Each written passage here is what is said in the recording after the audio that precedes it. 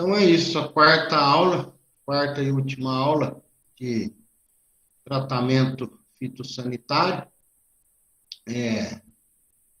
Só relembrando, nas outras aulas a gente viu qual que é a chave de fazer o manejo fitossanitário, né? Quais as etapas para fazer um manejo, controle, um tratamento fitossanitário numa lavoura. Primeiramente, identificar quais as pragas daquela lavoura.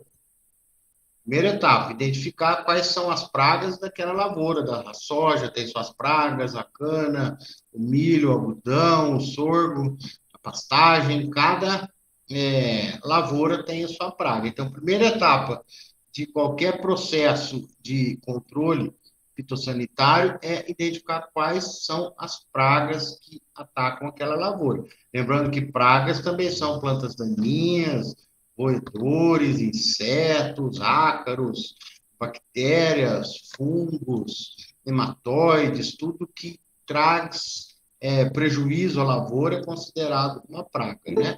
Então, primeiramente, a gente identifica quais são as pragas que estão nos causando prejuízo econômico. Aí você identifica quais as pragas principais, as pragas secundárias e a metodologia de fazer o levantamento de praga, o levantamento populacional da praga. Então, você identificou quais são as pragas da sua lavoura, você faz a contagem da população dessa praga. Uma vez, qual a metodologia de amostragem de praga? Depende da praga, depende da lavoura. Né? Tem lá o pano de batida, tem amostragem de solo, tem trincheira, tem armadilhas, feromônios, iscas, enfim. Aí, se determinando a praga, determina a metodologia de fazer o levantamento populacional. Tendo em mãos o levantamento populacional, você identifica quais são os níveis de população da praga que você precisa iniciar o controle, é o que nós chamamos de nível de controle, nível de dano econômico e nível de equilíbrio. Nossa lavoura tem que estar em nível de equilíbrio com as pragas. Quando ela sai do equilíbrio e atinge o nível de controle, é hora de fazer o controle. E aí é a terceira etapa. Então, primeira etapa, identificar as pragas. Segunda etapa, fazer o levantamento populacional. Terceira etapa, identificar o nível, se atingiu o nível de controle.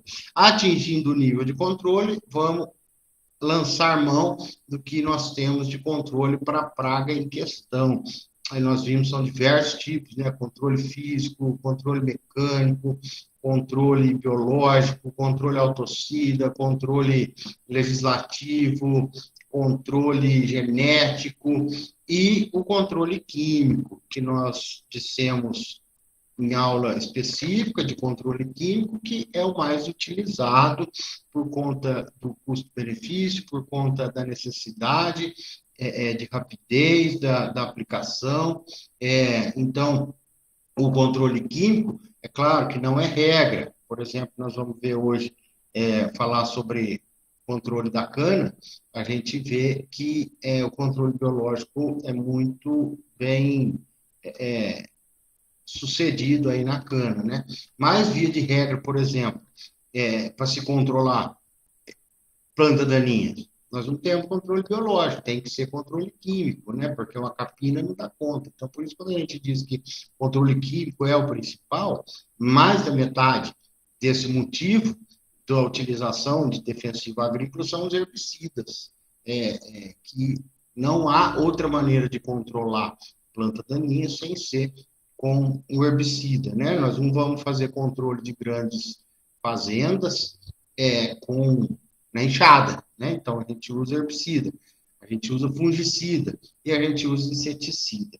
Então, e acaricida e nematicida, de acordo com o que a praga ataca.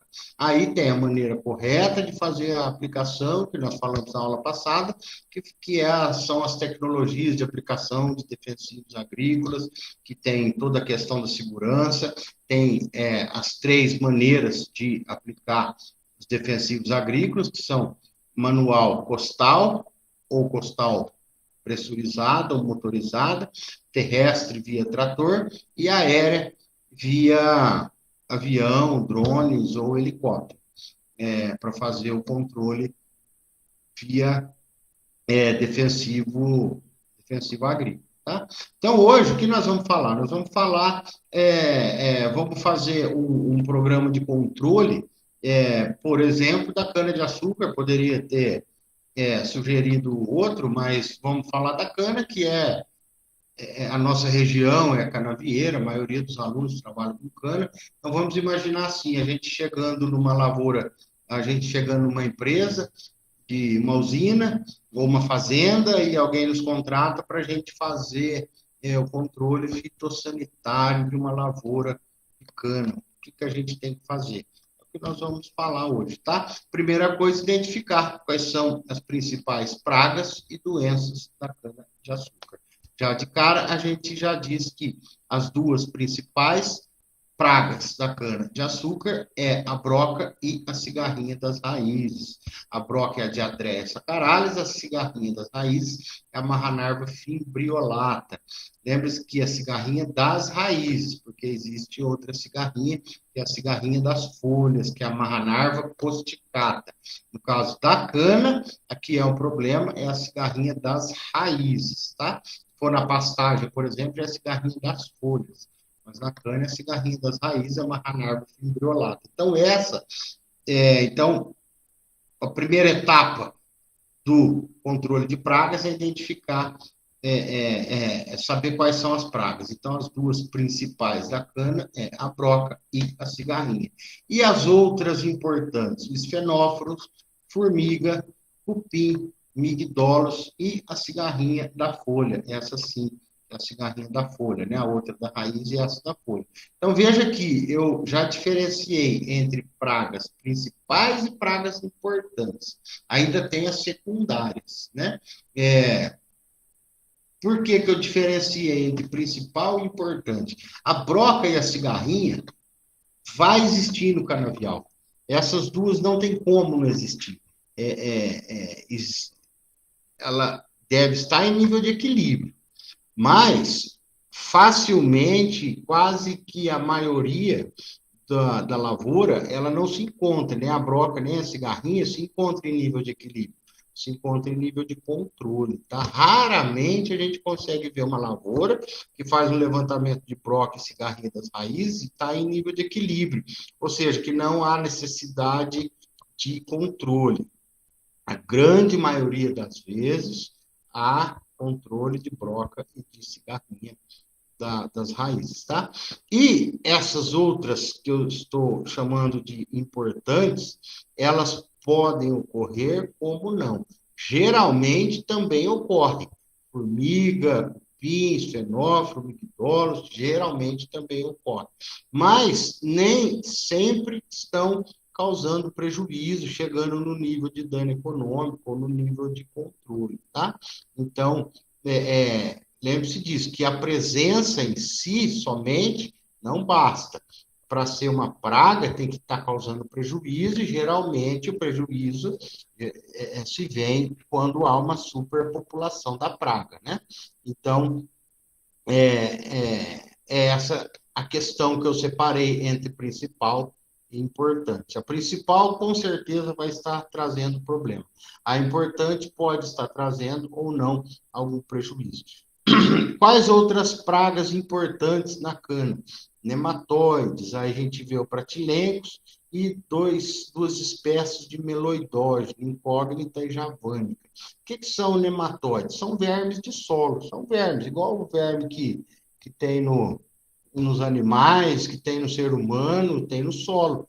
São esses que a gente está vendo nas fotos aí, são tipos de vermes de solos, nematóides. O que eles fazem? Eles entram na raiz da planta e necrosam ou formam galhas. Nós vamos ver mais para frente um pouquinho mais sobre os nematóides.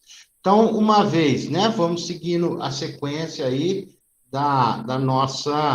do nosso plano de controle fitossanitário numa usina, numa fazenda de cana. Então, eu identifiquei quais são as pragas principais, vamos fazer o levantamento populacional, porque é aí que eu sei se eu tenho que fazer controle ou não, né? Então, eu sei quais são as pragas, mas eu tenho que fazer o levantamento das pragas para saber qual o nível populacional. Então, eu vou lá fazer o levantamento da broca, da cigarrinha, de formiga, de cupim, de besouro e de nematóide. Cada um tem a sua metodologia, tá? Vamos falar, então, das pragas de solo. Como que eu faço o levantamento populacional de pragas de solo? Ora, eu tenho que procurar no solo. Quais são as pragas de solo da cana? O migdolos. O migdolos é essa larva que nós estamos vendo aí na foto. A gente vê que a larva adulta não existe, né? A larva no estágio final, que adulto é o besouro, né? A larva aí no estágio final de crescimento, ela chega aí a 5 centímetros. Então, aqui, ela recém saída do ovo, e aqui ela no tamanho na última fase de larva, que é essa da foto do meio, que é onde ela causa dano. Aqui já é o adulto. A fêmea, essa marrom, e o macho é esse preto. Então, essa larva que é a nossa inimiga, essa... Deixa eu virar meu ventilador aqui.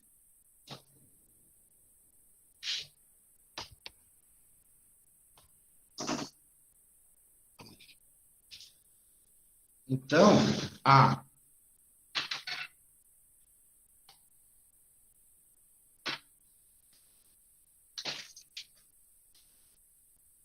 larva que é o nosso problema, porque é ela que se alimenta, que come a raiz, né? Se alimenta ali da base da cana e causa os prejuízos, né? De tombar a cana, de simplesmente destruir toda a toceira de cana.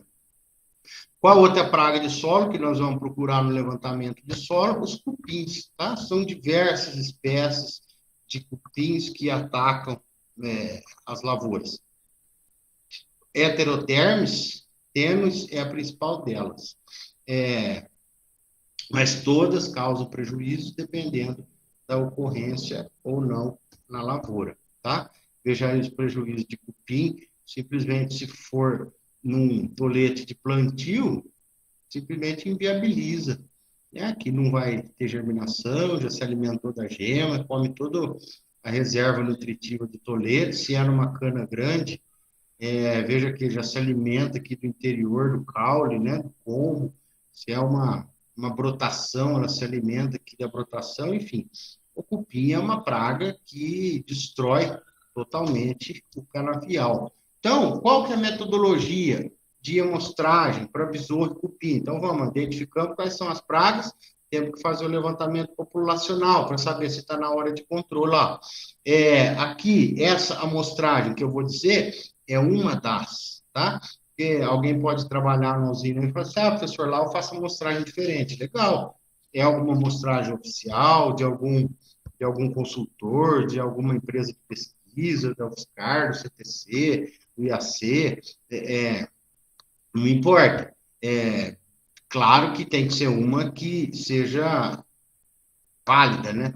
Mas existem diversas metodologias. Mas, para procurar praga de solo, tem que ser no solo, tem que ser o trincheiras. Eu digo que pode variar o tamanho da cova, o número de covas por hectare, a medida dessa cova, mas enfim, por exemplo, aqui, 4 covas por hectare, meio metro por meio metro, 30 centímetros de profundidade, claro, após o último corte, antes da reforma, né? Que é a hora que eu vou conseguir fazer o tratamento e no solo, em profundidade, é a hora que eu vou abrir as covas, né? Teoricamente, quando eu estou lá no primeiro, segundo corte, eu já fiz o controle, né? Então, é sempre na hora da reforma que a gente faz essas covas. Dentro da cova, eu faço a contagem de larvas, adultos e pulpas de besouro e a população de cada espécie de cupim. Eu faço uma contagem. Dou nota. Essas notas aqui, né, a gente vai falar, poxa, mas como é que eu vou contar cupim? Realmente, é difícil contar cupim. Mas É só para ter uma ideia da população na cova, né? A nota 0, não achei cupim. Nota 1, achei pouco lá, não tinha 10 cupim. Nota 2, nota 3, estava cheio de cupim. Só para ter uma ideia, uma ligeira noção, né? Ninguém vai ficar contando cupim, mas através da nota a gente tem uma noção de qual que é a população. E aí sim, besouro, a gente faz a contagem. Por quê? O besouro, as larvas, o adulto, pupa, não tem aquele movimento rápido, né? A gente consegue fazer essa contagem. Outra maneira de fazer levantamento populacional do migdólus é através de armadilhas de feromônio. O que é feromônio? Feromônio é uma substância sintética, né, produzida, que é semelhante, que imita o, o hormônio sexual da fêmea, que atrai o macho. Então, o que é o feromônio? É um hormônio sintético de atração do macho para fazer o acasalamento. Então, o que se faz? Coloca esse hormônio dentro de uma garrafa e instala essas garrafas no solo e o macho, ao sentir o cheiro atrativo da fêmea, vai procurar encontrar essa garrafa e entrar. Então, aí tem a quantidade, uma armadilha para cada 10 hectares, por exemplo, e no período de revoada. Aqui, ó, essa garrafa, a garrafa fica enterrada, fica essa parte para fora. Dentro da garrafa tem o feromônio, que é a armadilha, tá? E aí, os machos sentem o cheiro, entra aqui nesse funilzinho que vai estar para fora, cai dentro da garrafa e não consegue sair mais. Veja que, pela quantidade que a gente tem na foto da direita, a armadilha serve tanto para controle como para levantamento populacional, né? Pela quantidade, veja, uma quantidade de machos dessa que você tirou do mercado, com certeza você vai baixar a população, né? Veja aqui também, ó, aqui uma garrafa com feromônio, veja a quantidade de besouro macho dentro da garrafa. Olha aqui o nível de controle, ó. Controla quando 2 machos por armadilha por dia. Instalou a armadilha hoje, amanhã tem 2 machos. Instalou amanhã, depois de amanhã tem 2 machos. É hora de fazer o controle do migdólus, tá? E o cupim? Cupim existem iscas específicas. Essa aqui é um produto comercial que é um atrativo também, né? A palavra isca já quer dizer isso, né? Uma isca que é para chamar. Enterra uma garrafa com essas iscas que atraem o próprio papelão atrai, né? Porque o papelão é celulose e atrai o cupim.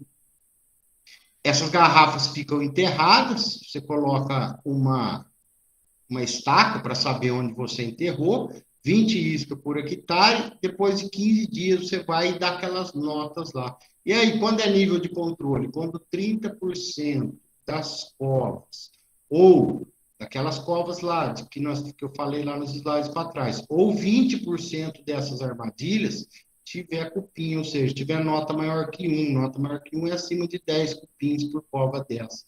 Então, ó, se eu tiver mais de 10 cupins em 30% das covas, ou mais de 10 cupins em 20% dessas armadilhas, é hora de eu fazer o controle de cupim, tá?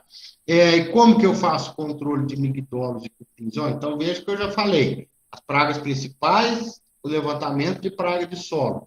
Já disse quais são os níveis de controle, e agora vamos controlar. Né? Como que eu controlo migdólus e cupim? Uma das maneiras é o eliminador de soqueira. O eliminador de soqueira é um processo de controle físico que ele destrói, né? Aqui tem umas enxadas que ele destrói o broto, a toceira da cana, aquela parte que tem a raiz, que iria gerar uma brotação, Só que aqui é a hora da reforma, né? O que é a reforma do canavial? Quando você destrói ele para plantar de novo.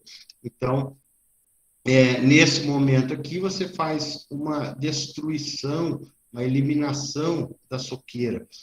Aqui é um conjunto de enxadinhas rotativas que ela pica a toceira, ela destrói a toceira, ou seja, destrói a praga junto nesse processo físico.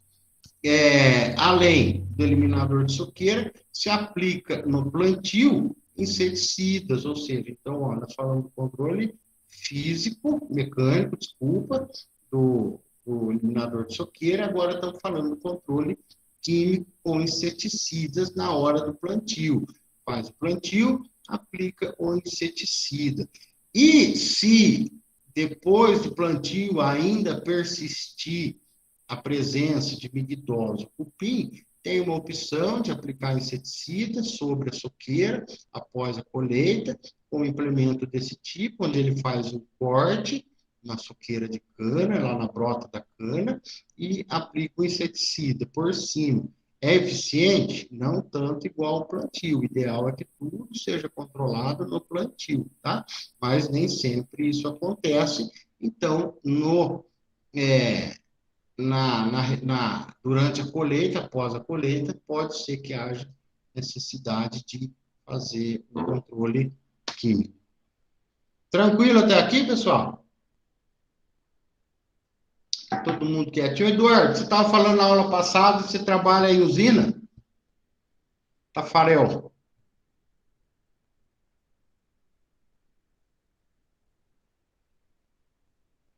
Isso, legal. Eu lembro que você comentou na aula passada lá da sua rotina com os EPIs, lá, as dificuldades. Mudou alguma coisa lá? Conversou com alguém ou não? Está do mesmo jeito?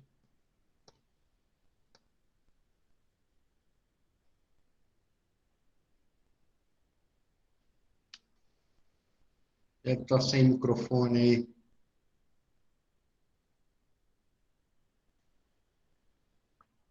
Falou com o pessoal lá na reunião.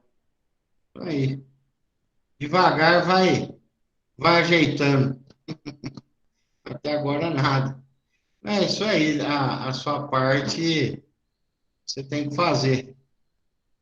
Mas devagar vai dando certo. Mas legal, se quiser ir falando aí das experiências aí, não só o Eduardo, vamos todos juntos aí, senão eu vou falando sozinho aqui, mas sabe que a aula hoje era para ser presencial? Eu não sei. Na verdade, eu nem entendeu perguntar, a Fabiana me passou a mensagem, falou, vai ser online. Falou, então, eu já estava indo para a escola, eu fui aqui para minha salinha, que não sei por quê. Alguém sabe por quê que não foi presencial hoje? Alguém? Vocês que chegaram a pedir ou não? Vocês sabem o motivo? Que ia ser Professor, virtual? eles disseram que por conta de muitos casos de gripe e de muito atestado, eles tiveram reunião e vai continuar online por enquanto. Ah, entendi. Então, não partiu deles mesmo. Achei que até vocês tinham pedido. Então, Israel detestado, a Ana está falando aí também que muitos casos, né?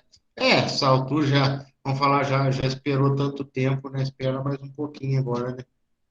Eu, se falasse para ir presencial, eu ia, mas olha lá, ó, tá com Covid, enteado, isso aí. Então, eu também acho, quando falou que ia ser online, eu também, tá quando até aquele ufa, falou, ufa, que bom. Já tá há tanto tempo aí, né? Apesar que eu já tive Covid, o- dizem que quando já pegou uma vez, é tranquilo a segunda, né? Se pegar de novo, porque pega, né? Não importa que já pegou uma vez, pega de novo. Mas a maioria ainda não pegou, né? Melhor, eu acho também, uma precaução. Que decidiram assim, eu preferi também. Mas então é isso, vamos lá. Então, ó, falando então das formigas, né? Então, falando do cupim migdose, praga de solo, o que mais tem de praga de solo? Formiga. Formiga não tem levantamento. Formiga não se faz levantamento. Por quê? Formiga encontrou, tem que controlar, tá? Formiga viu um olheiro, viu o formigueiro, tem que ir lá e fazer o controle. Não há necessidade de fazer levantamento para formiga, né? Não existe um nível de controle para formiga. Formiga é aquele achou, controlou, tá? Então, depois da colheita, você já sai procurando. É lógico que tem, enquanto as equipes vão fazer. Toda usina tem uma equipe de controle de pragas, de levantamento de praga, de liberação de inimigo natural, de, de levantamento populacional. Então, essa equipe aí já está andando procurando as outras pragas, viu formiga, já marca. Né? Eles andam com uma estaquinha, com os bambus dentro do carro lá, que geralmente não, quem faz o levantamento não faz o controle, né? Mas eles marcam o formigueiro, colocam uma estaca e lá fica marcado com um bambuzinho lá, para a equipe vir logo em seguida e fazer o controle. Que jeito que controla? O ideal é a termonebulização. Aqueles formigueiros grandes, sabe? Aqueles que você vê um olheiro aqui. O que é olheiro? Aquele montinho e o outro lá na frente, aquilo lá tem que ser termonebulização. Essas iscas até dá certo, funciona também, mas é mais recomendável para formigueiro novo, para formigueiro que não forma aquelas galerias lá no solo. Então, você coloca a isca na boca ali do formigueiro, ele tem o atrativo, né, o cheiro cítrico, algum óleo, alguma coisa que atrai a formiga e leva o alimento para dentro, achando que é um alimento, e na verdade é o veneno, né? Para controlar. Então, para ninhos novos, a isca dá bom resultado, mas para aqueles ninhos, aquelas colônias subterrâneas gigantescas, né? É até bonito de ver quando coloca o fumacê aqui, né? É um escapamento que faz fumaça, né? Coloca na boca, assim, no olheiro, aí você vai olhando lá na frente, assim, começa a sair fumaça em tudo quanto é olheiro lá na frente, assim, você vê que eles são bem organizadas, colônias bem grandes, né? E aí, quais mais pragas de solo? Coró. Coró é importante? Não é importante. Dificilmente a gente vê prejuízo causado por coró, né? São pragas secundárias, pragas menos importantes. Tem o esfenófilo, que é o chamado orgulho ou bicudo, que esse sim é um problema. Esse é um problema, sim, não é praga principal. Por quê? Porque tem região que não tem região que não tem problema com esfenófilo, né? Diferente, igual eu falei da broca, da cigarrinha, da cigarrinha das raízes, que aquilo é um problema em todo canavial. O esfenófilo é um problema onde tem região que não tem, tá? E os nematóides também, pragas de solo. A gente vê aqui a diferença, o meloidógeno causa, os nematóides causam essas galhas, o pratilentes causa necrose, mata a planta. Ambas vão definhar com a planta, né? Vão deixar a planta pequena, raquítica, fraca, mas cada uma você vê que faz um tipo de sintoma na planta. A amostragem de nematóides tem que levar o solo para o laboratório. Né? Você faz aí 2 amostras por hectare e envia no mesmo dia para o laboratório. Você tem que coletar com raiz, com solo, tudo junto. Igual a gente está vendo na foto aqui. Ó. Você dá uma enxadada aqui, leva raiz, solo junto, mesmo dia para o laboratório, por quê? Porque quando os vermes ainda estão ali em movimento, que é a hora que se consegue fazer a contagem com mais precisão, tá? Então, é assim que você faz a amostragem de nematóides. O carbofurão hoje é proibido, né? Aqui entra naquele assunto que eu falei já bastante na primeira aula, né? Que no Brasil tem controle, sim, dos produtos, né? Os que são persistentes no ambiente são tirados do mercado. Muitos produtos que são usados no mundo inteiro são proibidos no Brasil, diferente do que muita gente diz que só a gente usa, ao contrário. Muitos produtos, carbofuran mesmo é um, que o mundo inteiro usa, mas no Brasil foi banido. Né? Essa questão de banir é meio que, dependendo do caso, meio que piora a situação quando bane um produto e não tem um substituto, né? Que nem, por exemplo, aqui os substitutos que vieram, o carbofuran é excelente para controlar nematóide. Os que vieram no lugar dele, que, aliás, não que vieram no lugar, né? É o que passou-se a utilizar. Não tem a eficiência que tem um carbofuran. Então, a quantidade que se aplica é muito maior. A controle é muito menor e a aplicação, a quantidade de produto é muito maior. Ou seja, você tira um do mercado e não tem um substituto. Aí você acaba tendo que utilizar mais do outro, aí você vê que o dano de ter retirado um é bem pior, né? Bom, mas enfim, aí é conversa para outro dia. Controle biológico. Tem bacilos que estão tentando fazer controle aí com o nematóide, está no começo ainda, fazer rotação de cultura, crotalária. A crotalária, o que acontece? Não é um alimento para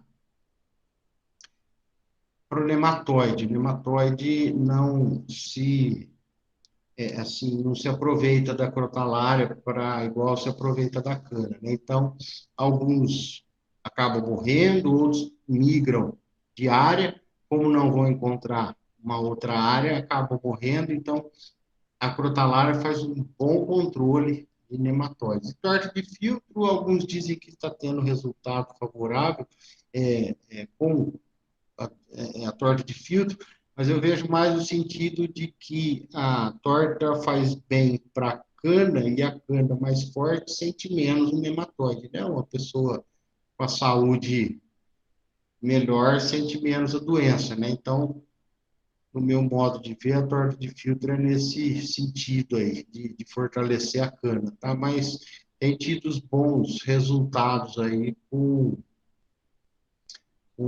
torta de filtro. Então, ó, falamos dos controles de nematóides, né? Fizemos lá, vimos como que é o levantamento populacional, de maneira, coleta raiz com o solo, manda para o laboratório, faz a contagem, se houver nematóide, controles químico, biológico, cultural, que é a rotação de cultura, e torta de filtro, tá?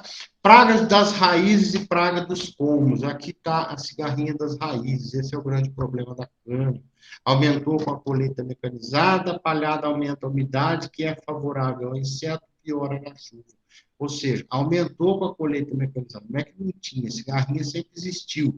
Acontece que antes, quando queimava a palha da cana, você queimava a cigarrinha, queimava a palha que ficava no chão, queimava a palha da cana e queimava a cigarrinha junto, né? Então, você fazia o controle que já era o suficiente para manter em equilíbrio a população.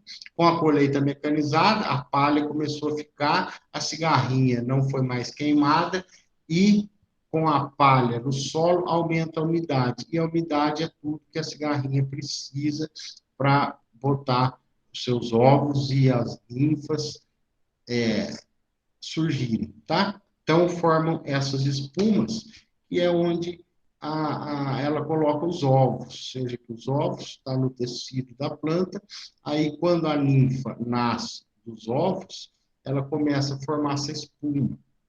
É uma espuma, parece um detergente, que a ninfa fica escondida lá dentro, protegida de raio solar, protegida de temperatura e com a umidade necessária. Então, isso aqui a gente anda no canavial, a gente vê essas espumas no chão, que parece que foi lá colocada com uma esponja com detergente. Mas é a própria ninfa que está fazendo. Aí ela cresce, sai da espuma e se torna um adulto. Então, esse aqui é um adulto que recém saído da espuma, veja que nem a coloração adquiriu ainda, e essa é a adulto da cigarrinha. A gente vê isso aqui na cidade, né?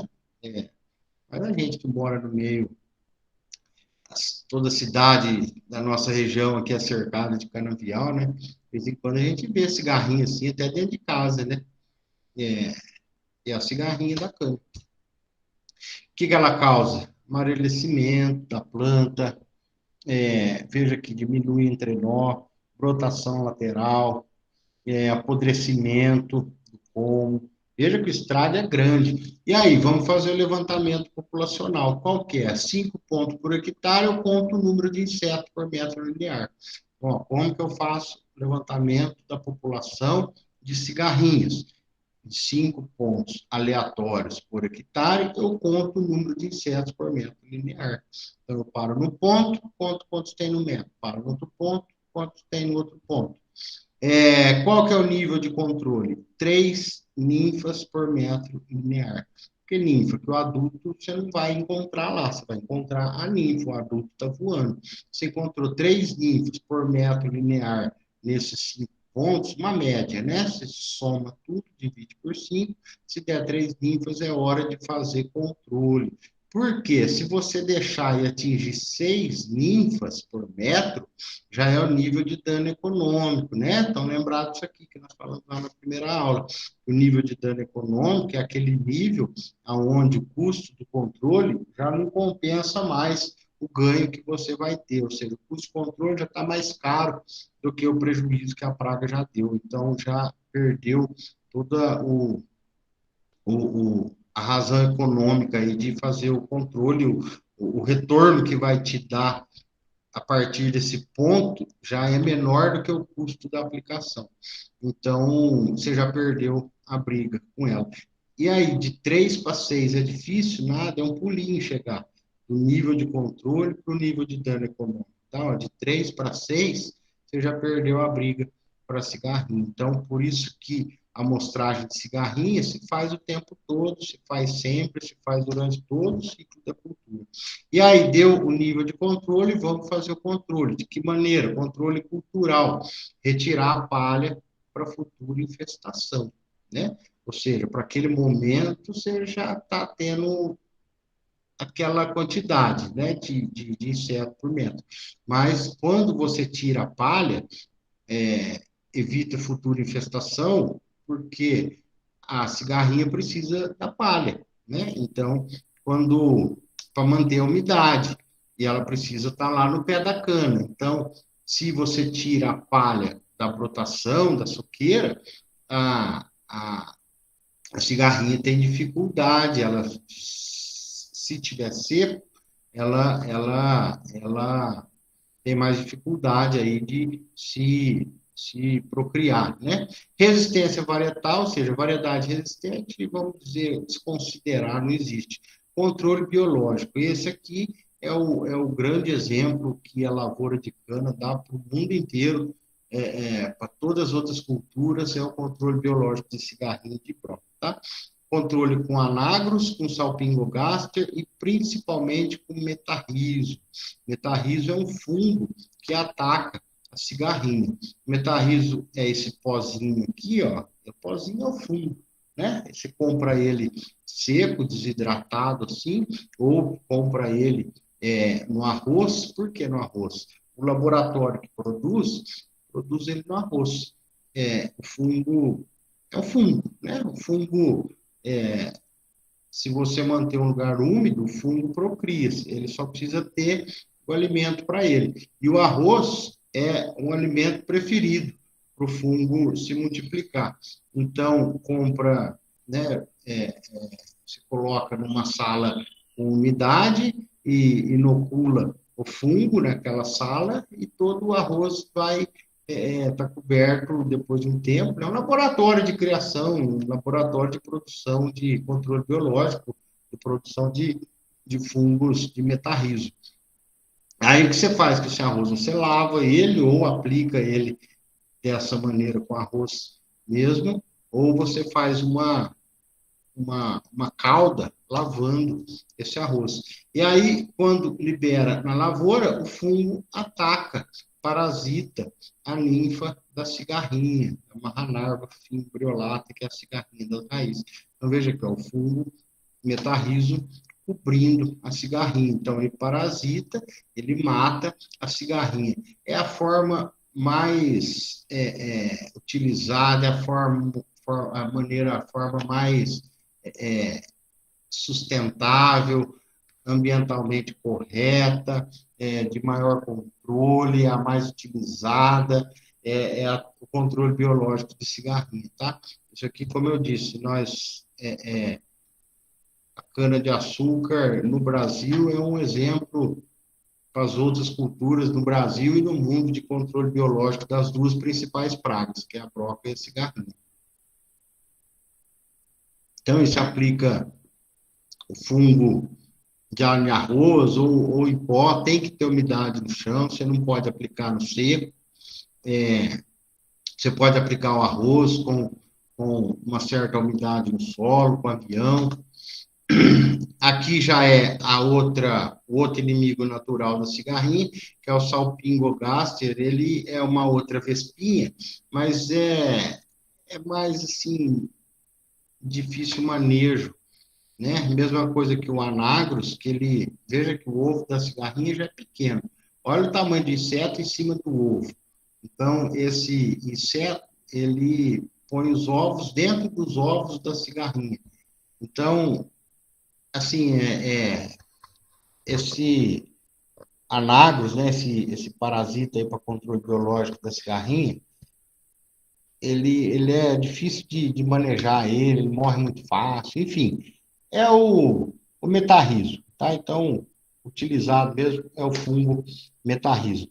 E, às vezes, é necessário fazer o controle químico quando o controle biológico escapa. Aí existem produtos que nós entramos lá no Agrofit, né? Vocês lembram, na segunda aula, nós entramos no Agrofit, no site do Agrofit do Ministério da Agricultura, que diz quais são os produtos registrados para fazer a aplicação Quem não viu lá na segunda aula, é bem interessante, assistam um vídeo que mostra que eu mostrei lá como que a gente por onde a gente chega nos produtos registrados para cada praga, para cada cultura aí, tá? E a outra praga da cana, a broca Diatreia sacaralis. Essa aqui é a massinha de ovos, ó. Quando você estiver vendo uma folha de cana e você vê essa massinha embaixo assim, ó, é a massinha de ovos da Diatreia sacaralis, a famosa broca do colmo. Fica na parte inferior da folha, pode ficar na parte superior também, né, mas geralmente fica na inferior, fica na folha, essa massinha de ovos aqui.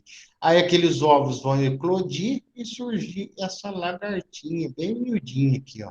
Essa lagartinha, ela começa a se alimentar da parte mais mole da cana, logo embaixo do palmito, lá em cima da cana, tem aquela parte mais molinha, que é o palmito, as folhas, e ali tem a parte da casca mais molinha, a lagartinha vai comendo ali, vai raspando, perfurando caule, perfurando palmito, até entrar.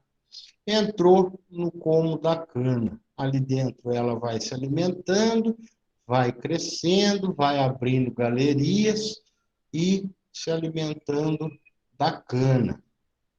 Quando a gente vê um orifício com são as fezes da broca, porque ela larga a galeria liberada para ela sair quando ela virar o inseto.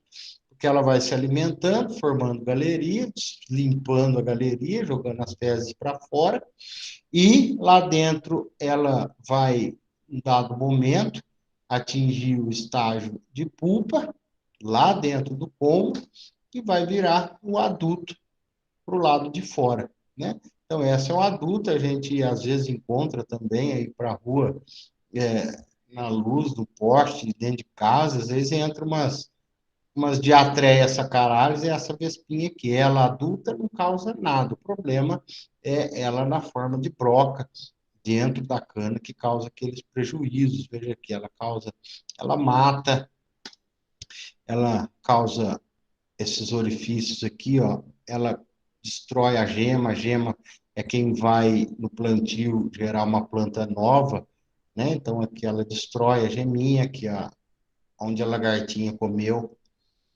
fez essas galerias, causa brotação lateral, encurta entre nódulos, estimula enraizamento aéreo, ou seja, ela causa aí várias anomalias na planta, né? Chega a quebrar, essa galeria é muito grande, chega a quebrar o colmo.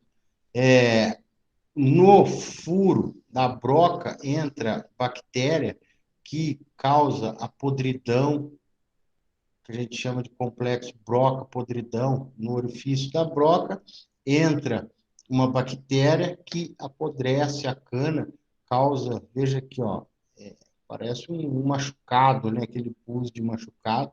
É a bactéria que se aproveita do furo da broca e fermenta, estraga toda a cana por dentro. Veja aqui, ó, dano causado pela lagarta, um canavial atacado pela broca. Ela tem, ó, 5 gerações por ano. Então, 5 vezes por ano ela passa de ovo para adulto, e aí os adultos põem mais ovos, enfim.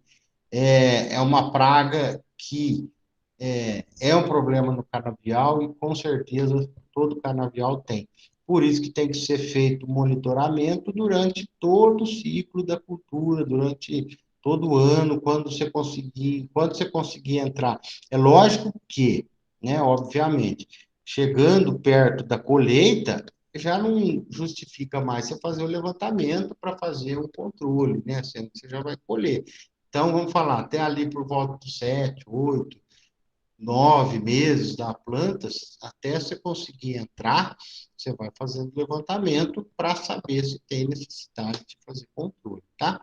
E aí eu vou pedir para vocês pegarem, por favor, papel e caneta, que nós vamos, papel, lápis e uma calculadora, e nós vamos fazer uma continha aqui, que como que eu sei se é hora de fazer o controle da broca? É essa formulinha que está aqui, ó. Que eu quero que vocês escrevam aí, que vocês vão fazer lá no teste e vai ter um teste com essa pergunta. Se está na hora de fazer o controle da broca ou não. Formulinha é essa aqui, ó. II, quer dizer índice de infestação, é igual número de internódios atacados, dividido pelo número total de internódios, vezes 100.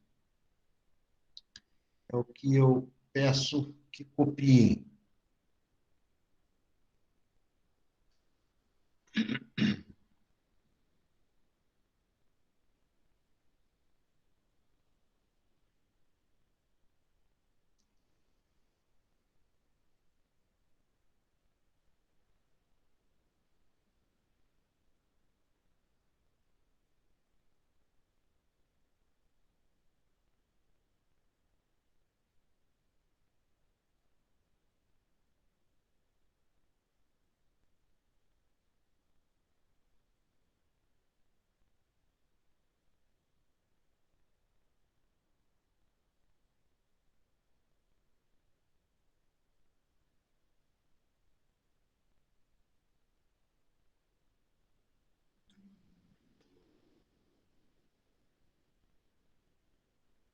Então, olha lá, o índice de infestação, o que que é isso? Isso aqui é para saber se está na hora de eu fazer o controle da broca ou não. Lá da cigarrinha, nós falamos, né? Quando eu encontrar 3 ninfas por metro, é hora de fazer o controle.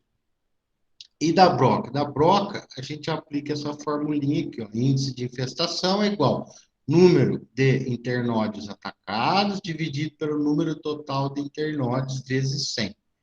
Eu já vou explicar o que que é isso. Mas e aí? Eu calculei esse índice de infestação. Se der maior que 3%, essa continha aqui, né? Eu divido um pelo outro, faço vezes 100 para virar porcentagem. Se der mais de 3%, eu tenho que fazer o controle, tá? Então, vamos lá. O que que é esse número de internódio atacado e o número de total de internódio? O que que é o internódio? Internódio é aquele pedaço entre um nó e outro da cana, né? A cana, ela tem vários segmentos, né? Vários pedaços um em cima do outro, segmentos. Cada segmento é emendado com o outro no que a gente chama de nó. né? Então, tem um gomo, outro gomo, e entre um gomo e outro tem um nó. Então, entre um nó e outro, a gente chama de internó, ou internódio, ou entrenó, né? Então, são aqueles gominhos que tem no caule, no pombo da cana, tem aqueles gomos. Então, o que que eu faço? Eu pego 100 canas, 100 pomos, num talhão, e abro esse pomo de comprido, né? Eu não corto ele no meio. Eu abro ele de comprido e conto o número total de internódios dessas 100 canas e conto o número de internódios que tem algum sintoma, que tem algum sinal da broca, ou um furo, ou uma podridão, ou a própria broca. Então, eu conto o total de internódios que tem nessas 100 canas e o total de internódios atacados, brocados, com sinal de broca. E divido o internódios atacados pelo número total de internódio e faço vezes 100. Se der mais de 3%, eu tenho que fazer o controle. Entendeu? Sim ou não?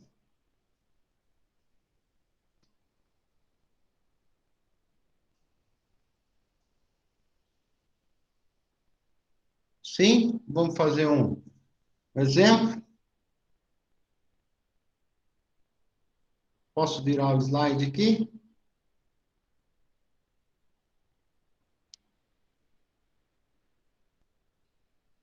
Ninguém falou nada, eu vou virar. Então, ó, estamos fazendo um levantamento de broca e aí foram encontrados 75 internódios atacados, num total de 1.700 internódios. Qual a intensidade de infestação e é recomendado o controle? Façam aí para mim.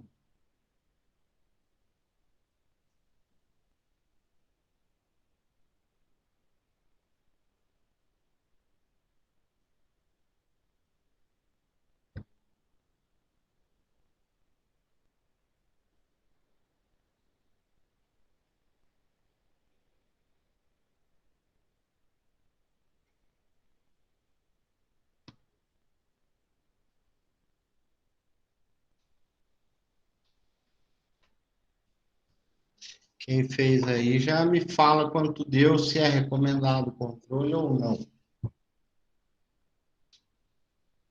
Se ninguém falar, eu vou sortear um número aí.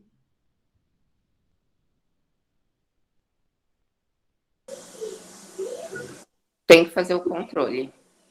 Tem que fazer. Isso aí. Quanto deu, Thalita? 4,41. Muito bem. Parabéns, Thalita. Isso aí. E os demais aí chegaram nesses 4,4%? 4,4%. Aí.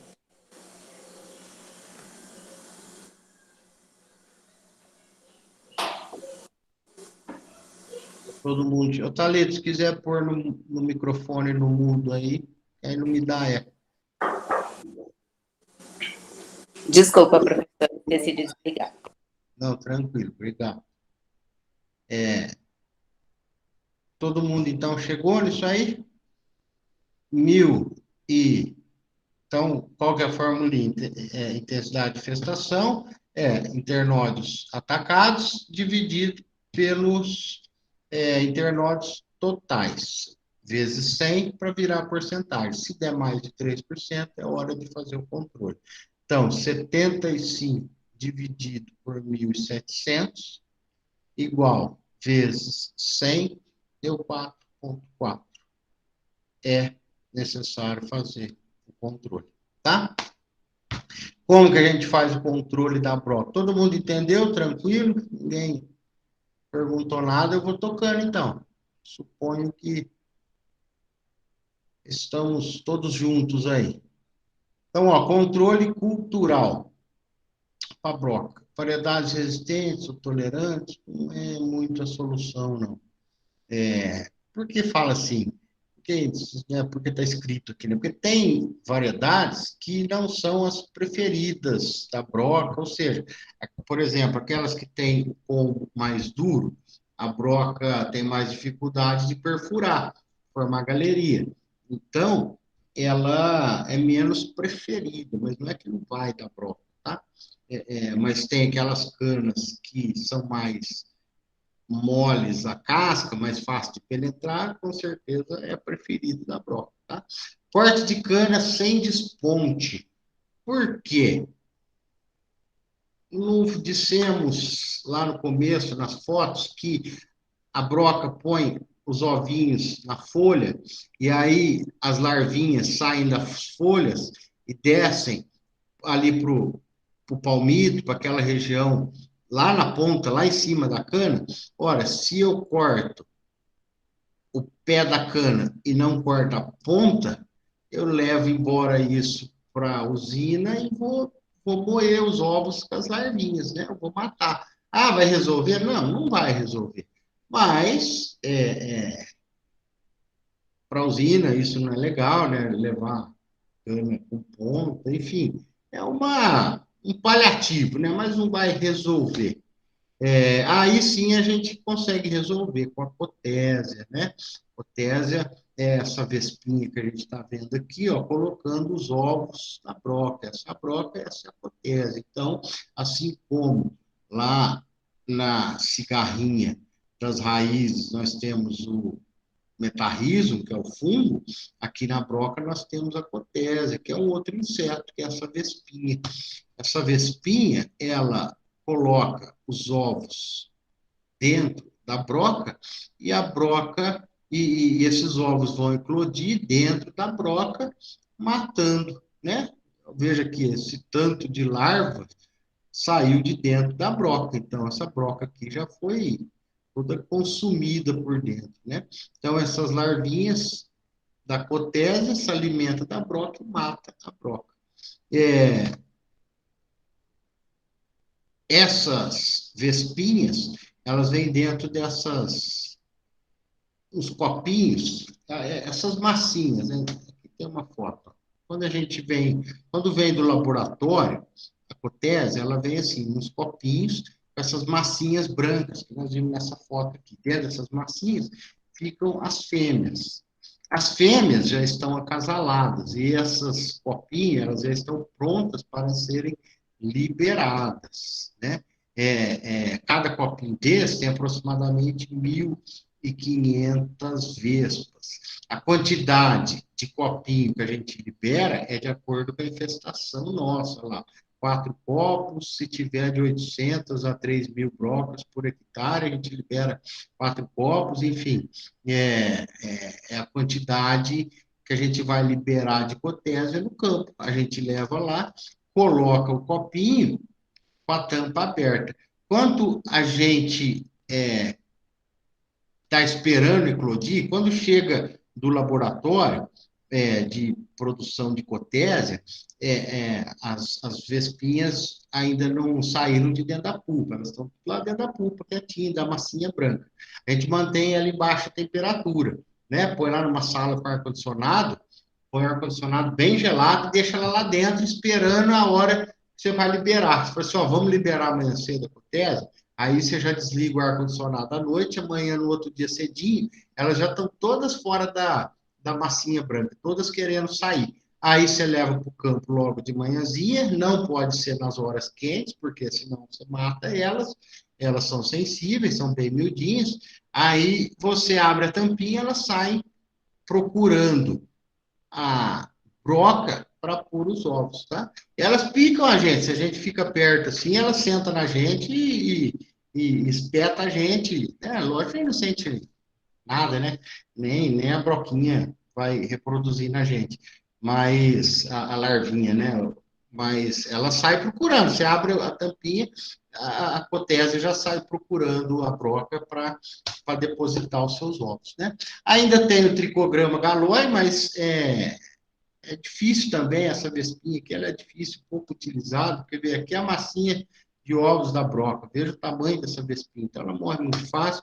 Enfim, a cotésia que ganha aí o controle biológico da broca, tá? Então, aí o controle químico também, que hora que eu preciso fazer o controle químico? Hora que o controle biológico não deu conta, escapou, a população está crescendo demais e não está dando conta de fazer mais liberação, é uma área com ataque muito severo, aí você faz o controle químico. Nós vimos lá também no Agrofito, lá no Agrofit, site do Ministério da Agricultura, os produtos registrados, né? Aí tem diversos produtos, mas lembrando que não é o ideal haver necessidade de fazer o controle químico, né? O controle biológico é para ser o suficiente aí para controle da broca e da cigarrinha, tá? Controle da broca, também a gente tem que citar cana transgênica, o CTC, tem as canas da linha BT. O que é a linha BT? BT vem de Bacillus thuringiensis, que é uma bactéria, e essa bactéria Bacillus, ela tem um gene no seu DNA que produz um cristal no interior da broca.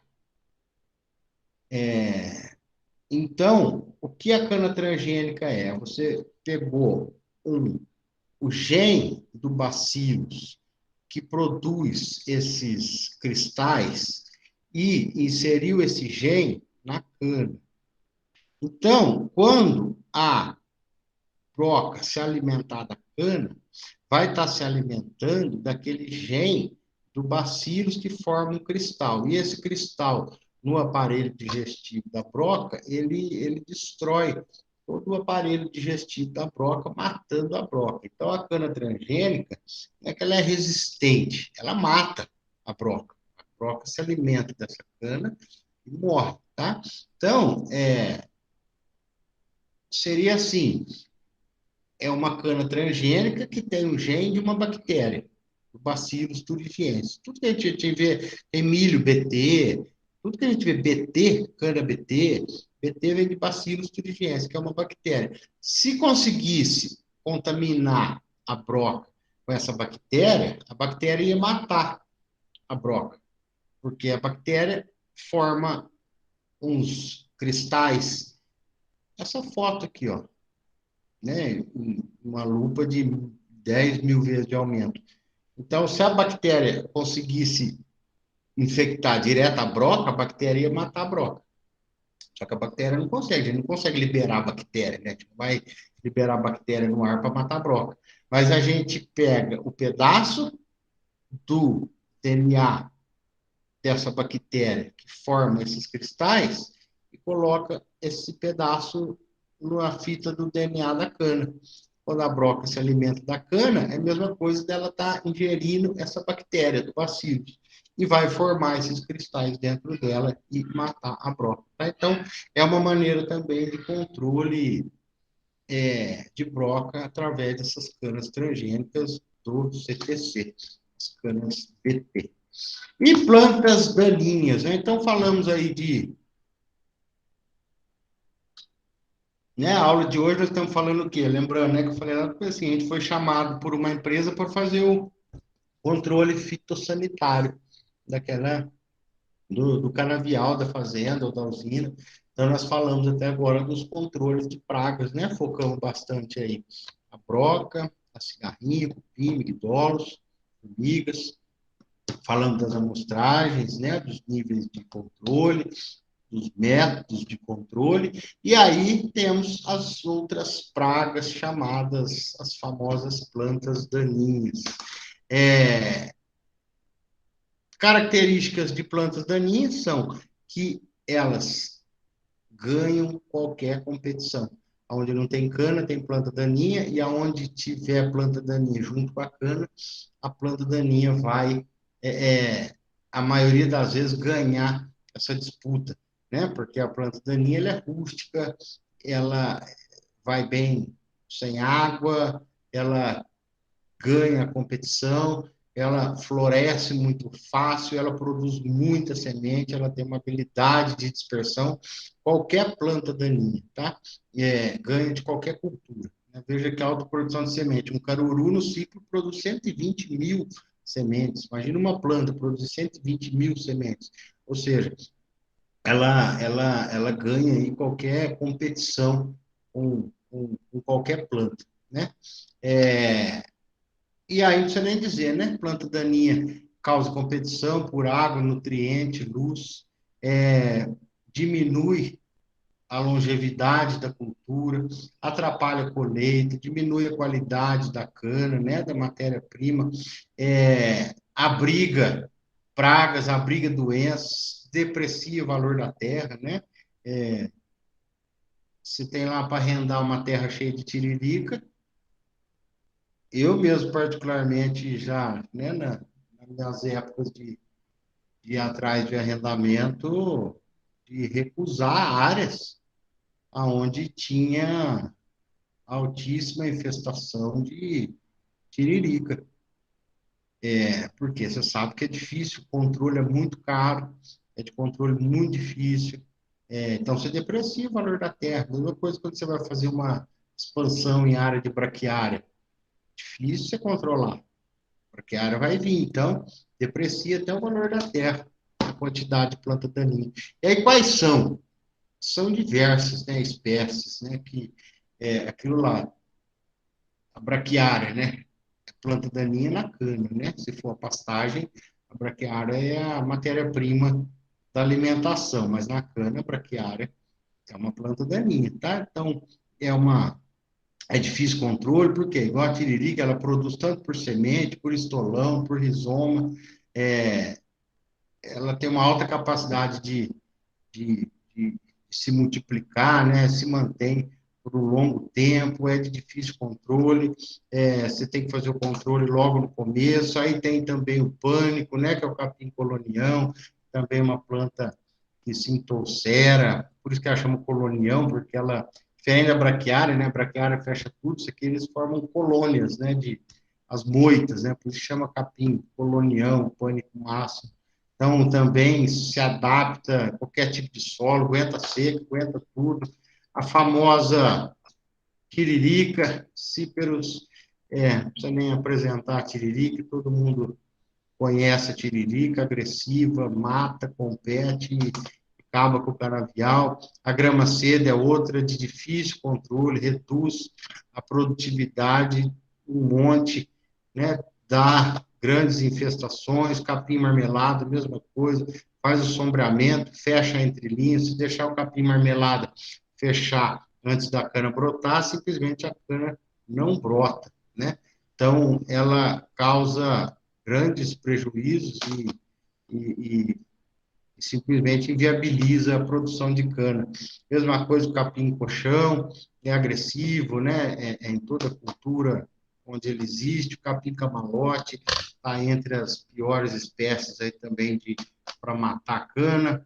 O pé de galinha, mesma coisa, uma planta de difícil controle, que tem bastante competição aí com a cana. Que mais? A corda de viola, é aquele cipózinho que enrola na cana. Quem já viu colheita em áreas que tem corda de viola, a hipomeia, simplesmente a colhedora não vai, né? Ela enrola ali no pirulito, no divisor de linha, enrola no quarto de base e da colhedora e simplesmente a máquina não vai, tem que parar. Difícil para o operador desenrolar esse cipó, e sem contar que ela segura a cana, ela amarra a cana, não deixa a cana crescer. Enfim, a corda de viola é um grande problema também no meio da cana. Caruru, nós já falamos, 120 mil sementes num ciclo, ou seja, apesar de ser mais fácil controle, porque é uma folha larga, ela cresce rápido, você consegue controlar ela mais fácil, mas ela tem uma capacidade de dispersão muito grande. O carrapicho, não precisa nem falar, né? Tem todo tipo de solo. Quem nunca ficou com um carrapicho enroscado na perna, você vê a capacidade de de dispersão dessa planta, né, do carrapicho, vai junto no carro, na roupa, na cana, vai no que for, né, o picão preto, mesma coisa, se enrosca nos implementos, nas máquinas e vai levando de um lado para o outro, tem uma capacidade de nascer e germinar e crescer em qualquer lugar. Método de controle de plantas daninhas, preventivo controle preventivo é onde tudo começa, né? Você tem que prevenir a entrada da planta daninha. Esse que é o grande lance, né? É você não levar muda, é não deixar entrar planta daninha na sua área. Tá? Esse que é o pulo para você conseguir ter sucesso. Porque não adianta você aplicar herbicida e não ter cuidado de deixar entrar tudo de novo. Que jeito que entra o semente? Vinhaça, canal de vinhaça, sai plantando, né? Canal de vinhaça sujo, cheio de mato, vai sair plantando mato para tudo quanto é lugar onde você irrigar, onde você jogar vinhaça. Implementos têm que ser limpos, para mudar de uma área que tem alta infestação, para mudar para outra. A torta de filtro também leva muita semente, tem que ser tratada. Mudas limpas, ou seja, hora de colher a muda, hora de carregar essa muda, não levar o mato junto, manter as áreas vizinhas sempre limpas, carregadores limpos. Controle preventivo é a melhor maneira, tá? Controle cultural, variedades que perfilham, ou seja, que fecham a entrelinha mais rápido, segura a, a se a entrelinha, na verdade, um quer sombrear o outro, né? Se a cana cresce primeiro, ela sombreia a planta daninha. Se a planta daninha cresce primeiro, faz sombra na, na cana, né? Então, na verdade, a competição para ver quem faz sombra em quem primeiro. Então, aquelas variedades que perfilham mais rápido, cresce mais rápido, faz sombra na planta daninha, são mais favoráveis para ganhar essa disputa, tá? Aquelas mudas que perfilham mais. Aquelas variedades que perfilham mais saem na frente da planta daninha. Mudas sadias, claro, né? Plantas sadias, bem nutridas, são mais resistentes. Adubação adequada, menos motivo, as plantas ficam mais sadias. Redução de espaçamento, aqui esquece que mecanizado não dá certo. Aí existe, então, ó, falando de controle cultural e o controle preventivo. Controle mecânico, destruição, capina, grade, cultivo, grade mecânica na entrelinha que arranca o mato. Controle biológico, imagem não disponível, não existe, tem estudo, pesquisa, tem gente trabalhando, né? Não é uma área que está desamparada, tem pesquisa, sim, sendo feita, controle biológico de planta daninha, mas ainda não tem mercado para isso. Mercado que eu digo assim, não tem produto disponível para fazer controle biológico de planta daninha. E aí, o grande lance aí de controle de planta daninha em cana, controle químico, tá? Mais utilizado, esse slide eu já apresentei ele lá na segunda aula, que nós falamos de defensivos, né? Por que é o mais utilizado, sendo que é o mais caro? Porque é o mais eficiente, tem mais rendimento, é mais rápido, sendo mais rápido, dá mais segurança, né? Para o produtor, para a cultura, você consegue aplicar, mesmo na chuva ele funciona, em época chuvosa, né? Não embaixo da chuva, em época chuvosa. Então, o custo-benefício, se comparado aos outros métodos, o controle químico para a planta daninha é o mais utilizado, e além de que tem uma gama de produtos registrados aí para cana, tá? O livro do Lorenzi, quem for trabalhar ou quem já trabalha com planta daninha, é recomendável que se tenha, que ande no porta-luvas do carro, em cima do banco ou na mão, o Manual de Identificação e Controle de Plantas Daninhas, o professor Lorenzi. eu acho que já está na 8ª edição já. É o manual onde você abre, tem lá as fotos de todas as plantas daninhas, tem a foto da semente, dela germinando, da flor, da folha, numa página as fotos e na outra página como que você controla, que hora controla, qual produto controla, enfim, é a Bíblia do, das plantas daninhas, é o manual do professor Lorenzi, e quem for trabalhar com isso precisa ter obrigatoriamente esse livrinho em mãos. Doenças de cana.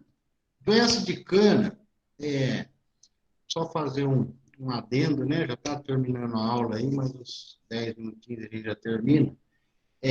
Doença de cana, a gente não ouve falar muito, igual quando a gente fizer a disciplina de culturas anuais, a gente vai ver que a gente fala muito mais em doença em soja, milho, e na cana a gente fala pouco. Por quê? Aqui entra né? Fala assim, por que cana não tem doença? Tem mais de 100 doenças na cana. Mas a gente acaba falando pouco e não dá os créditos que deveria dar ao pessoal do melhoramento genético, que lançam variedades somente aquelas que são resistentes a doenças. Ao passo que outras culturas lançam cultivares que dão doença e você obrigatoriamente tem que utilizar um fungicida, um, um, principalmente fungicida, para fazer controle de ferrugem, por exemplo, a soja. Cultivares novas são suscetíveis à ferrugem. As cultivares novas de cana não são suscetíveis à ferrugem, não são suscetíveis às principais doenças. Por quê? Porque os programas de melhoramento genético simplesmente descartam as variedades que são suscetíveis à doença. O que é suscetível? Suscetível é o contrário de resistente. Não é resistente ou é suscetível. Então, é um compromisso muito honroso dos programas de melhoramento de cana, que simplesmente não lançam no mercado variedades que são suscetíveis à doença, diferente de outras culturas que, mesmo aquela cultivar dando doença, eles liberam comercialmente para plantio e venda daquela cultivar, tá? Então, não é que na cana a doença não existe doença, não é importante. É importante sim, mas nossas variedades são resistentes. As principais doenças tem autor que separa por local de ataque, tem autor que separa por vírus, bactérias e fungos. Quais são aí as principais? É o vírus do mosaico, as bactérias das escaldaduras, estria e ractismo, e os fungos do carvão, da ferrugem, as manchas e as podridões. O que é o mosaico? O mosaico por que chama mosaico, né? Aqui fica um mosaico de cor verde, né? Um verde mais escuro, um verde mais claro, um verde mais clarinho. É um mosaico de cor verde, fica assim nas folhas. É um vírus que ataca e a folha ficando clorose. O que é clorose, né? Coloração não verde, sem clorofila. A planta sem verde, sem clorofila, não faz fotossíntese, tem perda na produtividade, né? Então, o mosaico, o pulgão, que vem de outras culturas, pica a cana e ele está contaminado com esse vírus e acaba prejudicando a cana. Mas as cultivares nossas são resistentes ao vírus do mosaico. Escaldadura das folhas, mesma coisa, é uma doença que fica nos vasos, no sistema de circulação, xilema, floema da planta, que entope aqueles vasos e a cana acaba, os vasos das folhas, né, escaldadura das folhas, e acaba definhando, não deixando a planta crescer. Estria vermelha, mesma coisa, são bactérias ali que atacam as folhas e aquele sistema vascular ali fica entupido, e aí ele vai descendo, descendo, até chegar lá no caule da cana e poder até matar a cana. Isso aqui, a variedade pode ser até suscetível, mas se manejado errado, né? Que nem tem cultivar que, se plantada em solos de alta fertilidade, dá estria. Ou seja, então, só se você fizer um manejo errado, você vai ter essa doença. Se você fizer o manejo correto, você não vai ter essa doença. O raquitismo, aqui já é uma exceção do que eu estava dizendo, os programas de melhoramento não liberam a cana que pega doença, mas o raquitismo é uma exceção. O raquitismo toda cana tem. É uma bactéria que coloniza os vasos, né? Veja aqui esses pontinhos vermelhos aqui é o sistema vascular, sistema de transporte de água e nutrientes, solutos dentro da planta, e eles entopem, né? Veja que a bactéria entope e simplesmente não tem a circulação da seiva, dos nutrientes, de água dentro da planta, e a planta fica raquítica. Isso chama raquitismo. Da soqueira, por quê? Na cana planta, aquela do primeiro corte, é uma cana mais forte, ela ainda consegue ir bem quando ela está com essas bactérias do raquitismo. Agora, na soqueira, ela já começa a ficar mais depauperada, mais debilitada, né? Então, o raquitismo, ele é uma das principais doenças da cana, toda a variedade pega raquitismo via as ferramentas de corte, via muda contaminada, desinfecção. Então, o que se deve fazer é plantar mudas sadias oriundas de tratamento térmico, tá? Eu tirei a foto aqui, mas o que é o tratamento térmico? É colocar o toletinho, aquela geminha, aquele pedaço da cana de plantio, em banheiras com água quente, 52 graus por 30 minutos, que controla, que mata essas bactérias. Tá? Mata 100%? Não, lógico, um pouco escapa. Mas o tratamento é quase que obrigatório a ser feito antes de fazer um plantio de um viveiro de muda. Né? A gente não vai, vamos ter isso em mente, a gente não vai fazer um tratamento térmico dos 5.000 hectares que nós vamos plantar. Nós vamos fazer um tratamento térmico do viveiro de mudas. Vamos fazer um tratamento térmico das mudinhas de MPB. Nós vamos fazer o tratamento térmico das primeiras sementes, né? E depois a gente mantém sem o raquitismo, fazer a desinfecção das ferramentas, hora de cortar, hora de mudar de uma área para outra, não passar direto, não passar de uma área contaminada para outra, tá? Então, o tratamento térmico existe para controlar o raquitismo da soqueira, tá? O carvão é outra doença causada por um fungo, por que chama carvão? Quando você passa o dedo aqui na folha que está com o fungo, esse fungo preto, parece que passou a mão no carvão, que ele faz? Esse chicote aqui, ó, aqui no meristema, onde devia nascer a cana, nasce esse chicote preto, que é o fungo que matou a que era para sair o pomo, né? Matou e vem saindo esse chicote preto tomado de carvão. A ferrugem marrom e tem a ferrugem alaranjada, tá? Mesma coisa que eu disse, variedades resistentes são a maioria delas são resistentes à ferrugem, e mesmo aquelas que não são resistentes, os danos não são tão severos, né? Claro que se favorecer a doença, por exemplo, todo fungo gosta de áreas úmidas, né? Todo fungo precisa de umidade.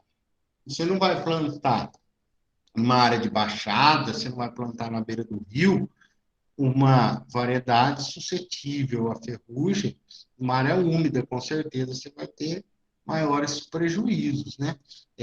Mas bem manejado, as variedades corretas, dos locais corretos, a ferrugem marrom não apresenta grandes prejuízos, até porque também os programas de melhoramento genético já vieram descartando aquelas variedades que tinham prejuízo com a ferrugem. E agora, mais recentemente, a nova doença, que não é mais nova, né? A última doença da cana, que é a ferrugem alaranjada. Se assemelha à ferrugem marrom, que é aquela do slide anterior, é outro tipo de puxina, é outro tipo de fungo, são primos, vamos falar assim, qual é o problema? Não é que ele é mais prejudicial do que o marrom. O problema é que, como é uma doença nova e o melhoramento genético demora para liberar uma variedade que seja resistente, né? Uma variedade de cana leva aí 10, 12, 13, até 15 anos para ser liberado. Então, agora, essa doença chegou, se eu não me engano, em 2009, então nós temos aí uns 13 anos, então agora que estão surgindo as primeiras levas de variedades resistentes à ferrugem alaranjada. Tá? Então, é um processo de melhoramento que já vem vindo, mas quando a ferrugem alaranjada chegou, ela causou grandes prejuízos, inclusive a variedade que era mais plantada na época, 454, foi simplesmente tirada do mercado porque ela era muito suscetível a essa doença nova, que é a ferrugem alaranjada. Tá? Então, agora, com o tempo, foi selecionando variedades resistentes e já não é mais um grande problema igual foi antes. As empresas multinacionais de defensivos aproveitaram esse gap aí, esse intervalo entre a chegada da doença e a liberação de novas variedades resistentes, aproveitaram para entupir o mercado de fungicidas para ferrugem, coisa que nunca se utilizou na cana-de-açúcar, né? A gente nunca falou assim, vou aplicar fungicida na cana. A gente aplica fungicida na soja, mas no algodão, na cana, a gente nunca aplicou fungicida. Mas é o que eu disse, como chegou uma doença nova, a ferrugem, e não tinha ainda variedade resistente, as multinacionais caíram em cima vendendo produtos fungicida, e não à toa. Realmente precisava, né? Porque estava aí a doença. Mas agora já com esse período das novas cultivares, cada vez menos vai ser necessário utilizar fungicida e vai parar de usar fungicida na cana, igual nós nunca utilizamos, vai voltar como era antes, né? Então, esses são os esporos do fungo saindo na folha. Veja que isso aqui lá do Chapola, da UFSCar, fez esse estudo, veja que tem cultivares. Isso aqui é a severidade da doença, que é 454, 46% de ataque, e tem cultivares que são, né, variedades que são resistentes pela própria genética, né? Então, aí que fala, bom, chegou uma doença nova, eu vou plantar essa cultivar que dá aqui 46% de ataque? Não, né? Eu vou plantar essas aqui que não dão sintomas de ataque da doença, né? Então, veja que a própria cana já tinha variedades com resistência genética a essa nova doença que chegou. Então, com o passar dos anos, foram eliminando essas variedades que dão a ferrugem alaranjada e entrando novas que são resistentes. Tá? 454 foi que por 10 anos a mais plantado, quando chegou a ferrugem alaranjada, simplesmente saiu do mercado porque ela tem muito ataque, tá? Então, o controle da ferrugem alaranjada é o que eu falei, existe fungicida, mas o ideal são as variedades resistentes. E aí, para terminar, podridão abacaxi é uma outra bactéria que está no solo. É difícil de também dar algum tipo de problema, chama abacaxi porque o cheiro parece de abacaxi quando está com essa bactéria no solo, você abre uma cana, vê um cheiro idêntico a abacaxi. Mas é um fungo, uma bactéria que dá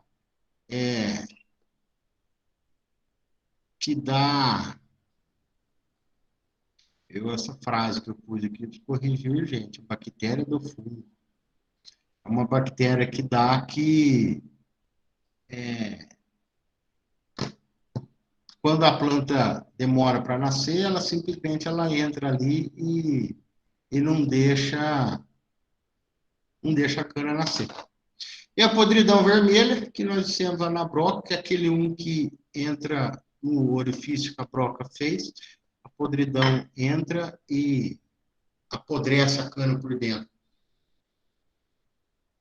Mas isso aqui está relacionado mais a broca. Você controla na broca, você controla a podridão.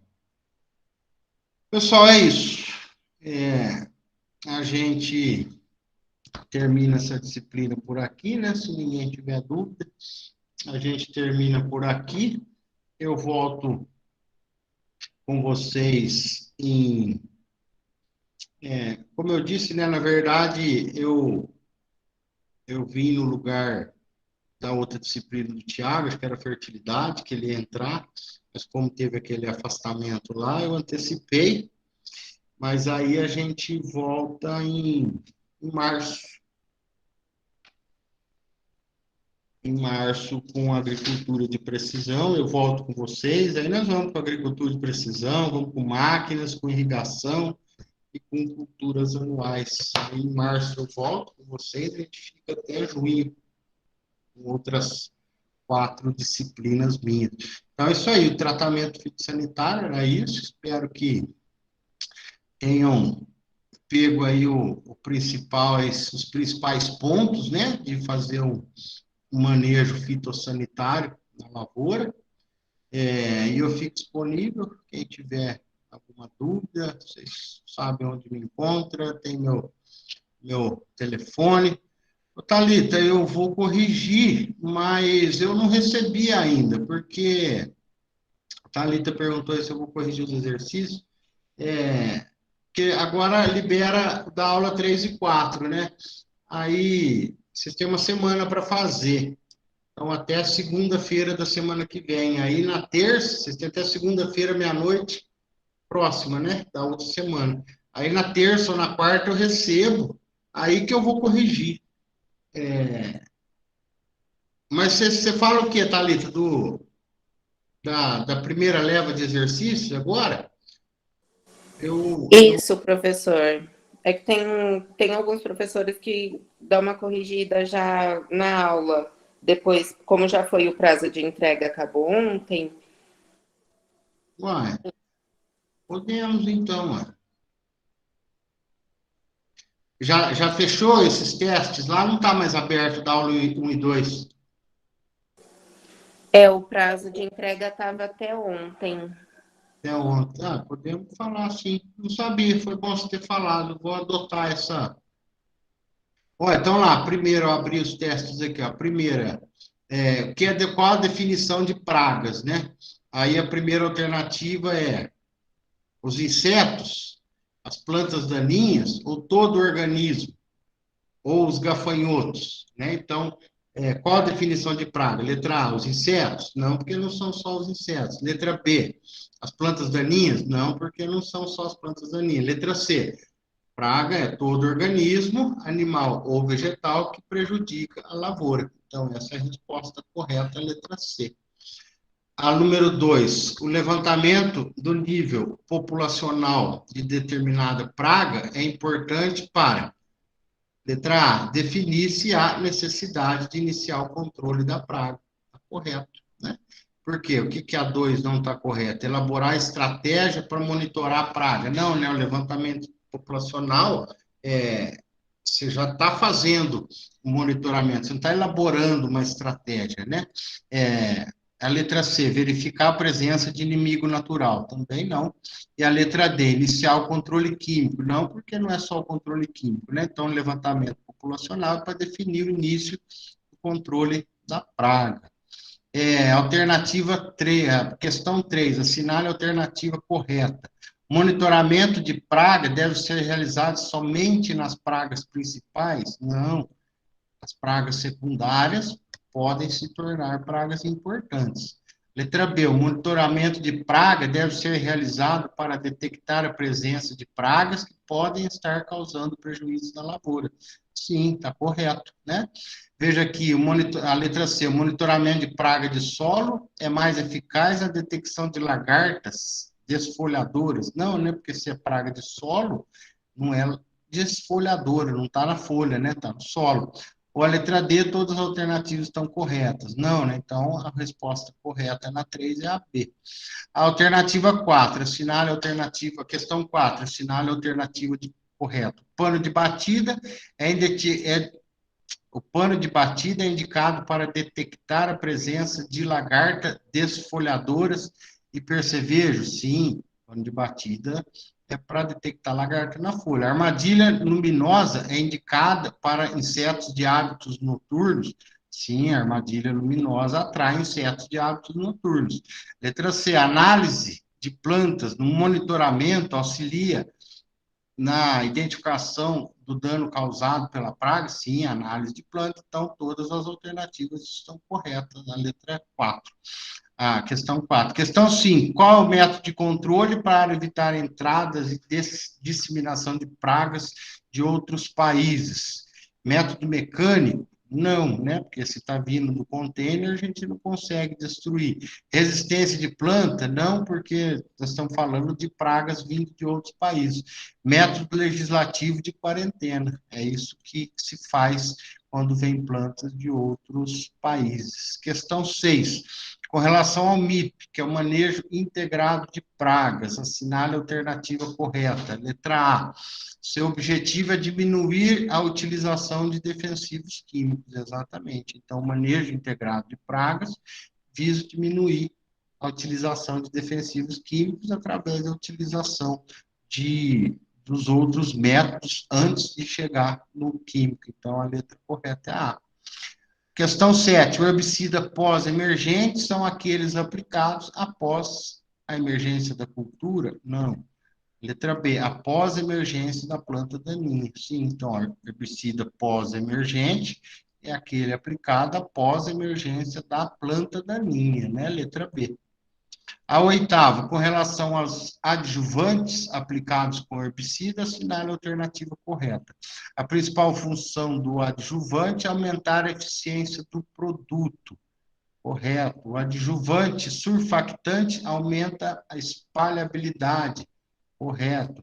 Os adjuvantes à base de óleos são recomendados para os herbicidas solúveis em óleo. Correto. Então, a letra D, todas as alternativas estão corretas. A questão 9. Com relação aos tipos de aplicação de defensivos agrícolas, assinale a alternativa correta. A aplicação aérea é mais indicada com área com alta declividade? Não, a gente sabe disso que não. A aplicação terrestre mecanizada é que tem menor custo por hectare? Também não, né? A manual é mais barata. Escolha o tipo de aplicação. A escolha do tipo de aplicação depende de diversos fatores, tais como tamanho da área, declividade, distância de reabastecimento e presença de obstáculos. Está correto? É a letra C, na questão 9. Na última questão, a 10, durante a aplicação do defensivo agrícola, quais fatores devem ser observados? Menor custo? Sim. Maior rendimento? Sim. Menor impacto ambiental? Sim. Então, alternativa correta, letra D, todas as alternativas estão corretas. Isso aí. Ajudou? Obrigada, professor. De nada, espero que tenham ido bem. E aí, na, na nota, né, na outra nota agora do 3 e 4, se alguém tiver alguma dúvida, pode me passar um zap, só pedir para as meninas, elas passam o meu celular, vocês podem entrar em contato comigo, me escrever, que eu fico disponível. O professor, eu pedi o contato do professor semana passada que eu estava com dúvida e eles não passaram. Eles falaram que não tinha autorização. Mas pode, para vocês pode. Quer anotar aí? Quero sim. Então vai lá. Mas eu vou falar para ela assim que. Sabe que às vezes alguma secretária, entrou umas secretárias novas lá, mas quando é assim, vocês pedem para a Fabiana. A Fabiana, ela que fica em contato mais direto com os professores, mas pode passar assim. Anota aí, então, é 997794790. Fiquem à vontade para me escreverem aí, se precisarem.